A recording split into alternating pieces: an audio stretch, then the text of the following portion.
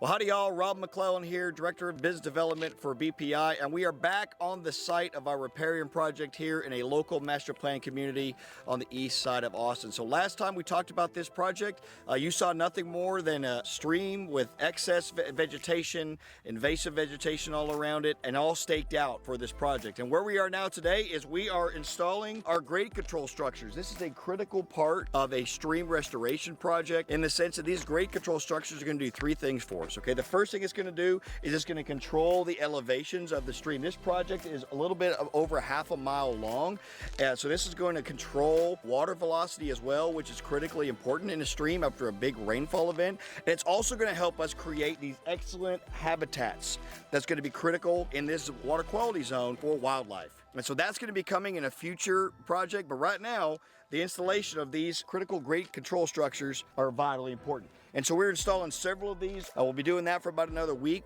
and a half, and then we're going to be moving to installing and creating these excellent vegetative habitats for wildlife in this stream. And so that's the next thing we'll be talking about here soon. Project moves along. If you want to hear more about what we can do, hey, go to bpipartners.com to hear more about what we're doing here around Central Texas.